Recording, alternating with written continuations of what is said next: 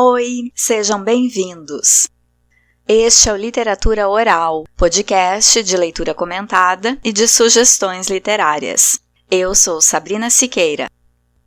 Na última postagem, que foi a faixa bônus 6, li a minha crônica Centenário de Paulo Freire ou A Lição do Átomo, publicada em Paralelo 29.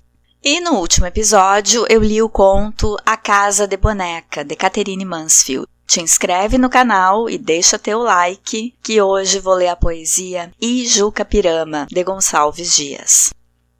Há poucos dias morreu o ator Luiz Gustavo, e um dos personagens dele que eu lembro de ver quando eu era criança era um radialista que tinha o bordão Meninos Eu Vi. Era na novela Salvador da Pátria, e o nome do radialista era Jucapirama, numa alusão ao poema de Gonçalves Dias. Essa novela é de 1989, escrita por Lauro César Muniz e colaboradores, e conta a história de um homem simples levado a concorrer a um cargo público, se não me engano. Mas ele é influenciado por gente mal intencionada. O protagonista era interpretado pelo ator Lima Duarte. No mesmo ano, na vida real, no primeiro ano de eleições democráticas no Brasil, depois de mais de 2 décadas de ditadura militar, um outro homem do povo concorria à presidência da República, mas perdeu, em parte porque a elite tem medo da implantação do comunismo, que ela nem sabe direito o que é e nem se esse tal homem tem alguma relação com o comunismo, e em parte pela falta de educação de classe e de política do brasileiro, que preferiu eleger um rico alavancado pela mídia com o discurso de salvar o país dos marajás. Esse rico, super mal intencionado, confiscou a poupança dos brasileiros pobres que conseguiram juntar algum dinheirinho e sofreu impeachment por ser ele próprio o maior marajá que o Brasil já tinha visto. A palavra marajá saiu de circulação, mas quem não desapareceu foi o tal político, representante da elite sem noção brasileira. Ele é muito amigo e acho que até está na equipe do atual presidente, que repete exatamente a mesma trajetória dele. E eu espero que o Naro siga os passos do Fernando Collor até o final e perca o cargo com impeachment quanto antes. A memória curta do brasileiro para a política é lamentável. Eu sei de gente que viu os pais perderem o dinheiro da poupança e, em 2018, usaram o avatar do Naro nas redes sociais e continuam apoiando de camiseta amarela o desgoverno.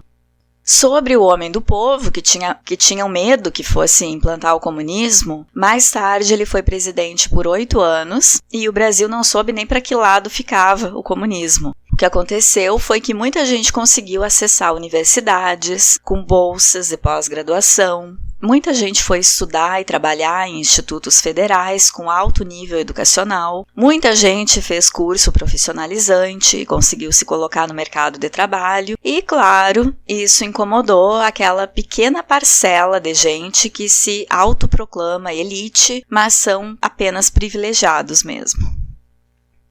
Eu lembro vagamente dessa novela, mas parece que o protagonista, o Sassá Mutema, ganha uma eleição e não corresponde ao que o povo esperava. Quer dizer, não existe um salvador da pátria. Não existe mito em política. Mito deixa para a literatura. Na política, existem pessoas cheias de defeitos que decidem trabalhar pelo povo por um tempo. E é bom que lembrem que estão trabalhando a serviço do povo. E a nossa função é cobrar e fiscalizar e cobrar de novo. Político não é celebridade, nem faz favor para ninguém. Ninguém vai para a política obrigado. Tá, e sobre o autor do poema? Gonçalves Dias nasceu em 1823, no Maranhão, e morreu em 1864, num naufrágio, próximo ao seu estado natal. Além de poeta, trabalhou como jornalista, advogado e professor. Sua produção literária está inserida na primeira geração do romantismo, ou geração indianista ou nacionalista. Um dos seus poemas mais famosos é Canção do Exílio, que foi muito parodiado. Ele também escreveu peças de teatro. Ijuca-Pirama é um poema de 10 cantos, publicado em 1851, na primeira fase do romantismo brasileiro, a fase indianista. É a história de um jovem tupi que se perde e é pego pela tribo inimiga, os Timbiras, porque ele havia entrado no território deles.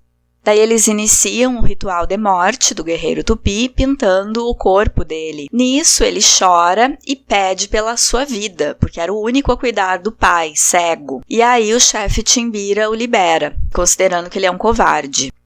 Porque pelo ritual Timbira de morte aos inimigos, eles praticavam canibalismo, mas não queriam se alimentar da morte de um covarde. O índio encontra o pai e os dois retornam à aldeia Timbira. Lá, o pai descobre que o filho chorou, pedindo para não ser morto.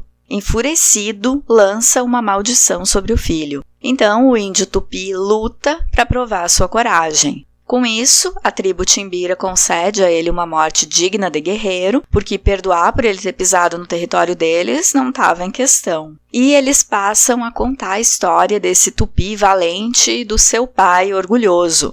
Ele tinha provado sua honra também ao retornar para a tribo inimiga, depois de explicar para o pai o que aconteceu. Sobre o título do poema, em língua tupi, Ijuca-Pirama significa aquele que deve morrer. Não tem referência a nomes próprios dentro do poema, somente aos nomes das tribos inimigas, Tupi e Timbira. Mas deixa eu explicar melhor, canto a canto, o que se passa nessa poesia. O canto 1 narra o quanto a tribo Timbira é brava e põe medo nas outras tribos. O índio tupi se perde e é feito prisioneiro. Preparam o ritual pintando o corpo dele, cortando o cabelo e colocando as penas e os enfeites do rito. O canto 2 mostra o prisioneiro resignado com a própria morte, até que lembra do pai e faz uma expressão facial que demonstra preocupação. Então o chefe Timbira pergunta o que aconteceu.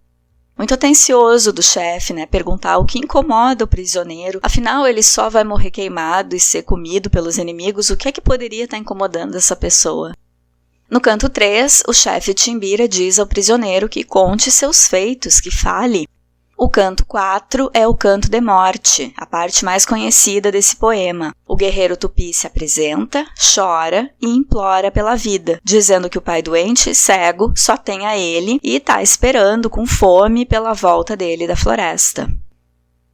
No canto 5, o chefe Timbira manda que o soltem, liberta o prisioneiro. Não por compaixão pela história que ele contou, nada disso. É porque não quer comer carne de covarde mesmo. No canto 6, o guerreiro tupi retorna para junto do pai, que estranha o quanto ele demorou. Ele sente o cheiro das tintas ritualísticas no filho, sente a cabeça raspada para o ritual, sente as penas e entende que o filho fugiu de ser morto pelos inimigos, e não pensa duas vezes. Pede que o filho o leve à tribo dos Timbiras, que ele vai entregar o próprio filho para a morte e pedir que algum dos Timbiras assuma o papel do filho e cuide dele. Que paizão, hein? No canto 7, chega lá e pede que façam o fogo para queimar o filho que cuidava dele. Mas aí escuta do chefe Timbira que o filho chorou, que é covarde, que ninguém quer comer ele. E aí, no canto 8, o velho fica puto e destrata o filho. Só porque o filho chorou em presença da morte e pediu para ficar vivo e cuidando dele. E aí o velho lança maldições terríveis contra o filho. Que código de honra esvaziado de compaixão e de criticidade esse? O velho faz um discurso amaldiçoando o filho e é muito mais rígido que a tribo inimiga. Aliás, com um pai desses, ninguém precisa de outro inimigo. No canto 9, o guerreiro luta para demonstrar que não é covarde, e o velho fica tão emocionado que chora. O choro dele está liberado. É um velho ingrato e hipócrita. Mas claro, eu estou analisando desse jeito pelos meus valores. É claro que Gonçalves Dias tinha outra perspectiva de interpretação para o poema. O canto 10 é afastado temporalmente desses acontecimentos, dá um salto no tempo. É um Timbira que presenciou tudo, contando às gerações mais jovens sobre a coragem desse guerreiro tupi. E quando alguém duvidava dele, ele dizia: "Meninos, eu vi". É uma obra que sugere selvageria entre os índios, que mostra os índios como negativos. Só por alguém ter entrado no território da outra tribo, teria que morrer. Vamos lembrar que o europeu invadiu o território não de uma, mas de muitas tribos indígenas e não foi morto. Foi até bem acolhido em alguns casos. Mostra os índios com atitudes reprováveis. Que pai é esse também que reprova a atitude do filho de querer cuidar dele e duvida da coragem do filho na frente de estranhos e inimigos?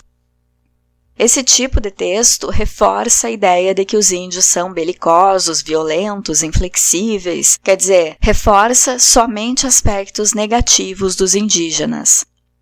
Mesmo o guerreiro tupi, que se mostra corajoso e bom filho porque volta para cuidar do pai, é bobo ao voltar e se entregar para a morte, acatando uma regra questionável de ter que morrer porque pisou sem querer na área timbira. Eu não duvido que houvesse violência entre as tribos, mas a escolha por parte do autor em destacar esse aspecto da cultura indígena corresponde a uma necessidade de reafirmação de que a colonização europeia era necessária e de que teria sido justa como forma de conter a selvageria.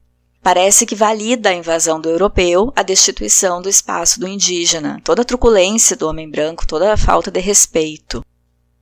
Como é uma obra do século XIX e que emprega alguns vocábulos da cultura indígena, tem algumas palavras diferentes para o leitor de hoje. Separei algumas que soam estranhas para mim, vê se tu conhece. Mendaces é mentirosas, traiçoeiras.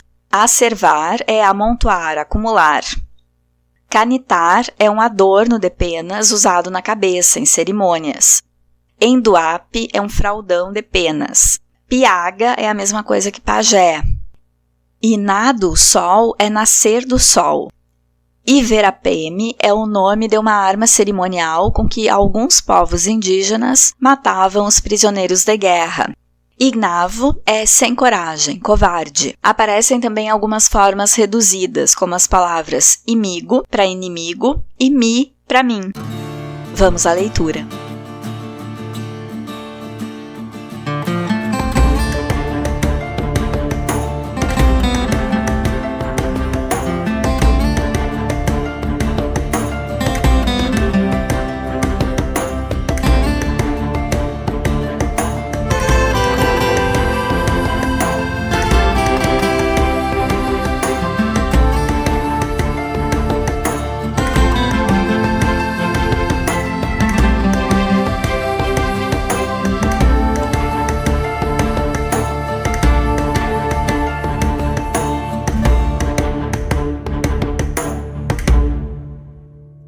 Ijucapirama.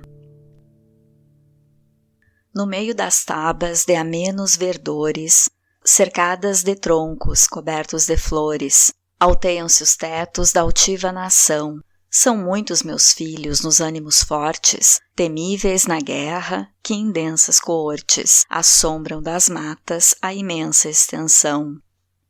São rudes, severos, sedentos de glória, já prélios incitam, já cantam vitória, já meigos atendem à voz do cantor.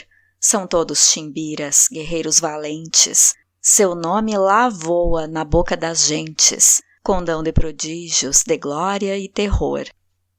As tribos vizinhas, sem força, sem bril, as armas quebrando, lançando-as ao rio, o incenso aspiraram dos seus maracás, medrosos das guerras que os fortes acendem, custosos tributos ignavos lá rendem, aos duros guerreiros sujeitos na paz.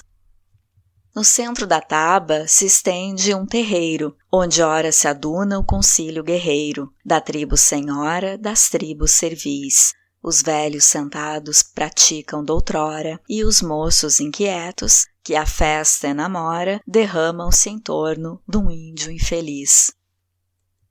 Quem é? Ninguém sabe. Seu nome é ignoto. Sua tribo não diz, de um povo remoto, descende, por certo, de um povo gentil. Assim, lá na Grécia, o escravo insulano tornavam distinto do vil muçulmano as linhas corretas do nobre perfil. Por casos de guerra caiu prisioneiro, nas mãos dos timbiras, no extenso terreiro, assola-se o teto que o teve em prisão, convidam-se as tribos dos seus arredores, cuidosos se incumbem do vaso das cores, dos vários aprestos da honrosa função. Acerva-se a lenha da vasta fogueira, Entesa-se a corda de embira ligeira, adorna-se a massa com penas gentis. A custo, entre as vagas do povo da aldeia, caminha o timbira que a turba rodeia, garboso nas plumas de vário matiz. Entanto, as mulheres com leda trigança, afeitas ao rito da bárbara usança, o índio já quer em cativo acabar, a coma lhe cortam, os membros lhe tingem, brilhante em duape no corpo lhe cingem, sombreia-lhe a fonte, gentil canitar. Em fundos vasos d'alvacenta argila ferve o cauim, enchem-se as copas, o prazer começa, reina o festim. O prisioneiro, cuja morte anseiam, sentado está, o prisioneiro que outro sol, no ocaso, jamais verá. A dura corda que lhe enlaça o colo mostra-lhe o fim da vida escura que será mais breve do que o festim. Contudo, os olhos de ignóbil pranto secos estão, mudos os lábios não descerram queixas do coração.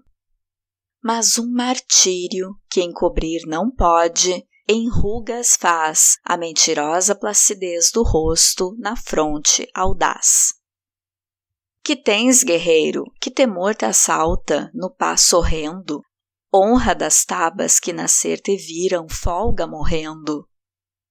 Folga morrendo, porque além dos Andes, revive o forte, que sob o fano contrastar os medos da fria morte.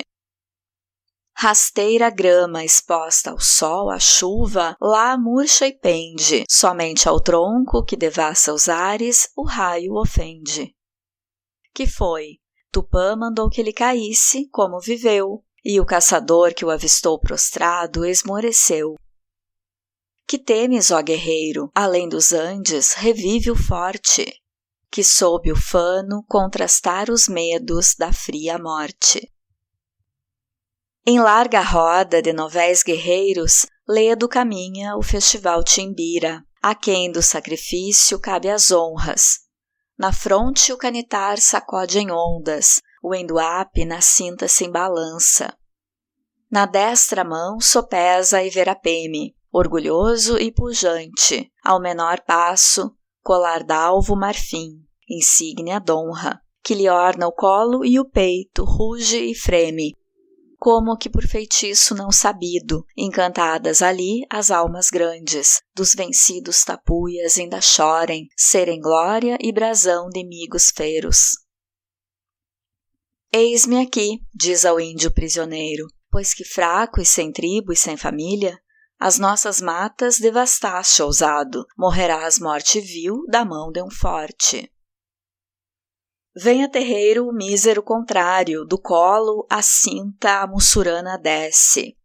Dize-me quem és, teus feitos canta, ou se mais te apraz, defende-te. Começa o índio que ao redor derrama os olhos, com triste voz que os ânimos comove. Meu canto de morte, guerreiros, ouvi, sou filho das selvas, nas selvas cresci. Guerreiros, descendo da tribo Tupi, da tribo pujante, que agora anda errante, por fado inconstante, guerreiros nasci. Sou bravo, sou forte, sou filho do norte, meu canto de morte, guerreiros, ouvi. Já vi cruas brigas de tribos imigas e as duras fadigas da guerra provei. Nas ondas mendaces, senti pelas faces os silvos fugaces dos ventos que amei. Andei longes terras, lidei cruas guerras, vaguei pelas serras dos vis aimorés. Vi lutas de bravos, vi fortes escravos, de estranhos ignavos calcados aos pés. E os campos talados, e os arcos quebrados, e os piagas coitados sem seus maracás. E os meigos cantores, servindo a senhores, que vinham traidores com mostras de paz. Aos golpes do inimigo, meu último amigo, sem lar, sem abrigo, caiu junto a mim, com plácido rosto, sereno e composto, o acerbo desgosto, comigo sofri. Meu pai a meu lado, já cego e quebrado, de penas ralado, firmava-se em mim. nós ambos mesquinhos, por ínvios caminhos, cobertos de espinhos, chegamos aqui. O velho, no entanto, sofrendo já tanto, de fome e quebranto, só queria morrer.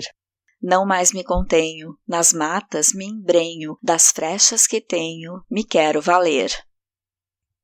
Então, forasteiro, caí prisioneiro de um troço guerreiro com que me encontrei, o cru dessossego do pai fraco e cego, enquanto não chego, qual seja, dizei.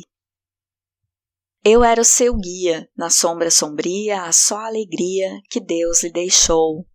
Em mim se apoiava, em mim se firmava, em mim descansava, que filho lhe sou. Ao velho coitado, de penas ralado, já cego e quebrado, que resta? Morrer. Enquanto descreve o giro tão breve da vida que teve, deixa-me viver. Não vil, não ignavo, mas forte, mas bravo, serei vosso escravo, aqui virei ter, guerreiros não coro, do pranto que choro, se a vida deploro, também sei morrer. Soltai-o, diz o chefe, pasma a turba. Os guerreiros murmuram, mal ouviram, nem pôde nunca um chefe dar tal ordem.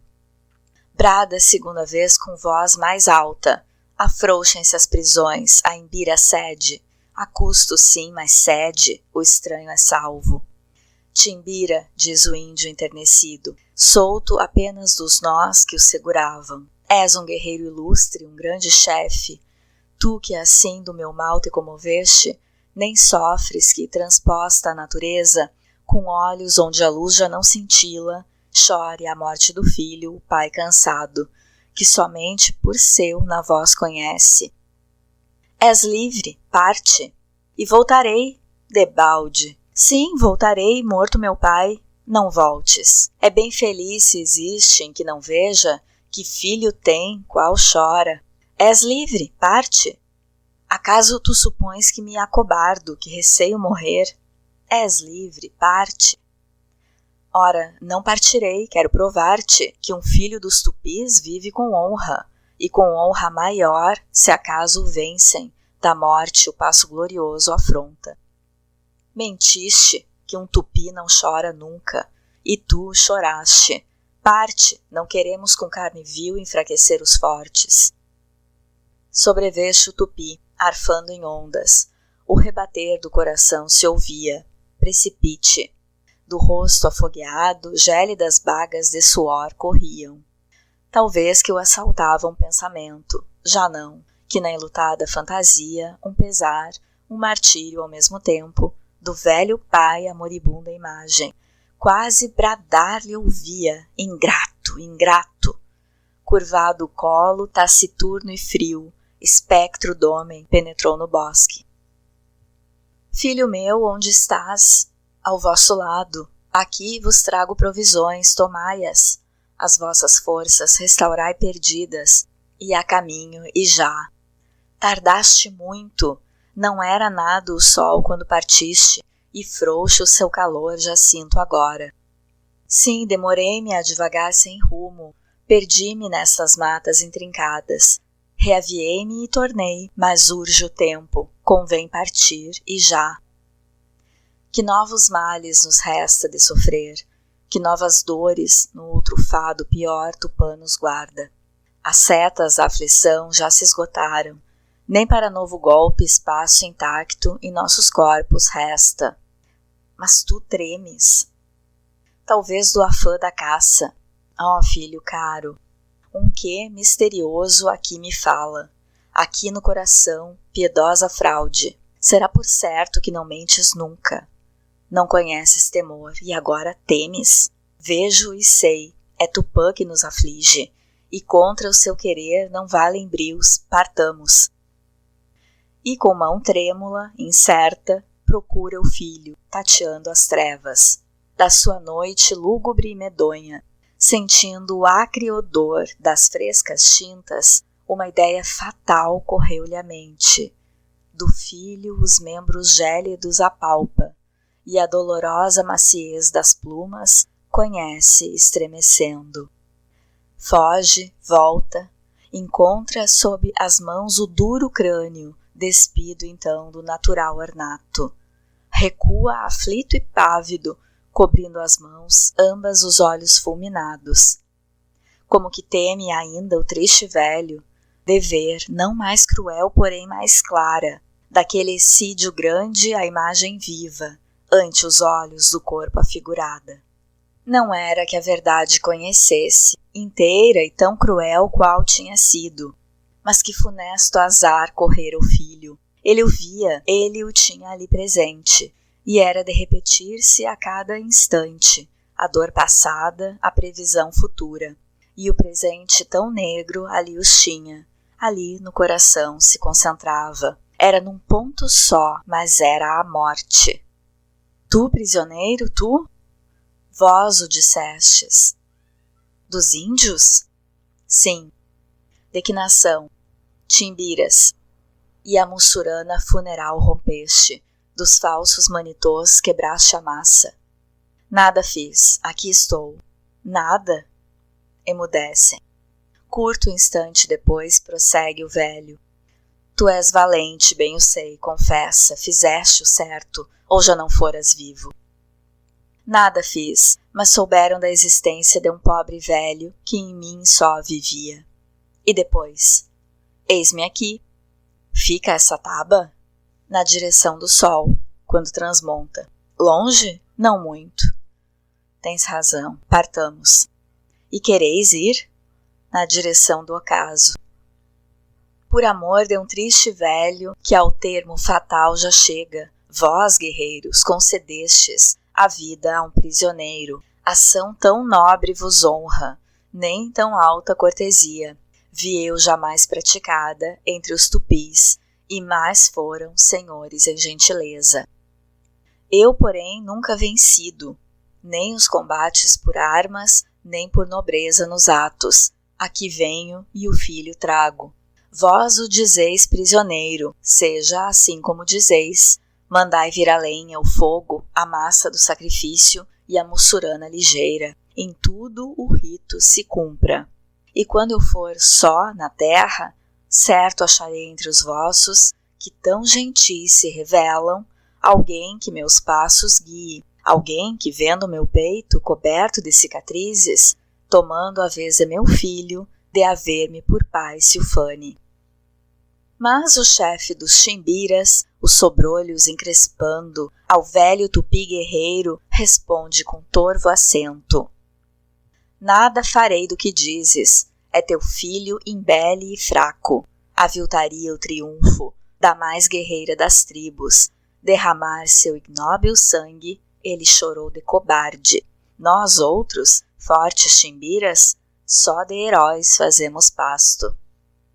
Do velho tupi guerreiro, a surda voz na garganta faz ouvir uns sons confusos, como os rugidos de um tigre, que pouco a pouco se assanha.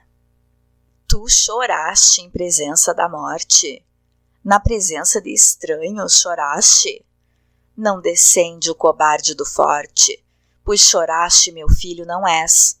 Possas tu, descendente maldito, de uma tribo de nobres guerreiros, implorando cruéis forasteiros, seres presa de vis aimorés.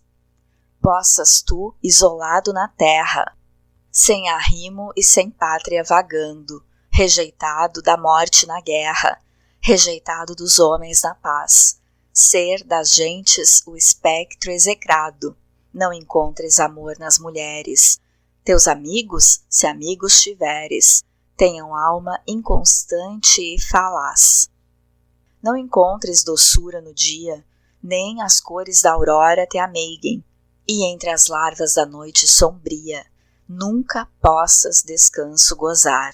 Não encontres um tronco, uma pedra posta ao sol, posta às chuvas e aos ventos, padecendo os maiores tormentos onde possas a fronte pousar. Que a teus passos a relva se torre, murcha em prados a flor desfaleça, e o regato que límpido corre, mais te acenda o vesano furor, suas águas depressa se tornem, ao contato dos lábios sedentos, lago impuro de vermes nojentos, donde fujas com asco e terror. Sempre o céu, como um teto incendido, cresce e punja teus membros malditos, e o oceano de pó denegrido seja a terra ao ignavo tupi. Miserável, faminto, sedento, manitos lhe não falem nos sonhos, e do horror os espectros medonhos traga sempre o cobarde após si. Um amigo não tenhas piedoso, que o teu corpo na terra embalsame, pondo em vaso d'argila cuidoso, arco e flecha e tacape a teus pés. Sê maldito e sozinho na terra, pois que a tanta vileza chegaste, que em presença da morte choraste. Tu, cobarde, meu filho não és. Isto dizendo, o miserando velho, a quem Tupã tamanha dor, tal fado, já nos confins da vida reservara, vai com trêmulo pé, com as mãos já frias, da sua noite escura as densas trevas, palpando. Alarma, alarma! O velho para. O grito que escutou é voz do filho, voz de guerra que ouviu já tantas vezes, noutra quadra melhor. Alarma, alarma! Esse momento só vale apagar-lhe os tão compridos trances, as angústias, que o frio coração lhe atormentaram, de guerreiro e de pai, vale e de sobra. Ele que em tanta dor se contivera, tomado pelo súbito contraste, desface agora em pranto copioso, que o exaurido coração remoça. A taba se alborota, os golpes descem, gritos e imprecações profundas soam, emaranhada a multidão braveja, revolve-se e novela-se confusa, e mais revolta em mor furor se acende. E os sons dos golpes que incessantes fervem, vozes, gemidos, estertor de morte, vão longe pelas ermas serranias, da humana tempestade propagando. Quantas vagas de povo enfurecido contra um rochedo vivo se quebravam.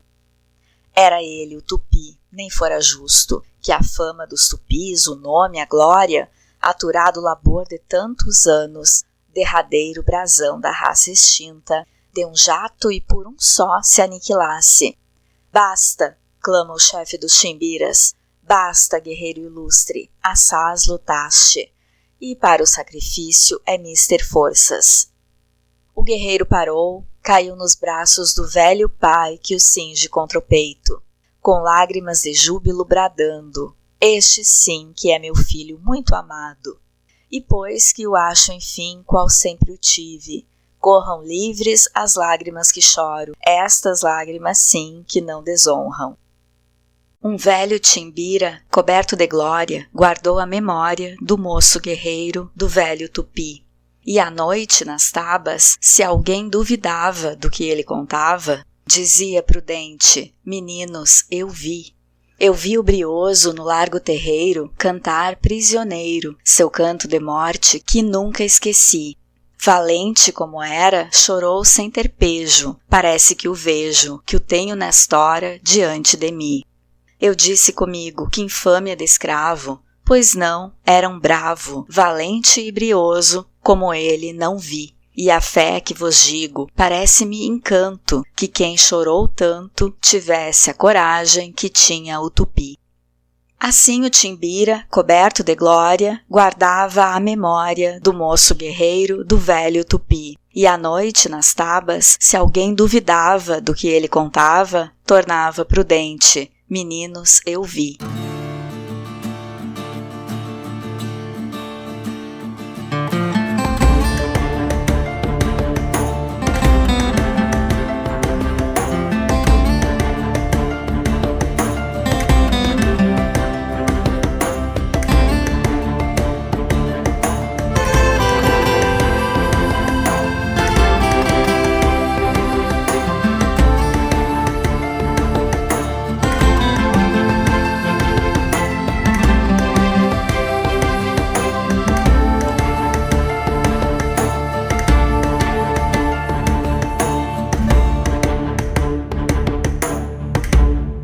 narrador do poema é um velho timbira, que esteve presente na morte do guerreiro e viu como aconteceu. Agora, distanciado no tempo, conta aos jovens aquele ato de coragem.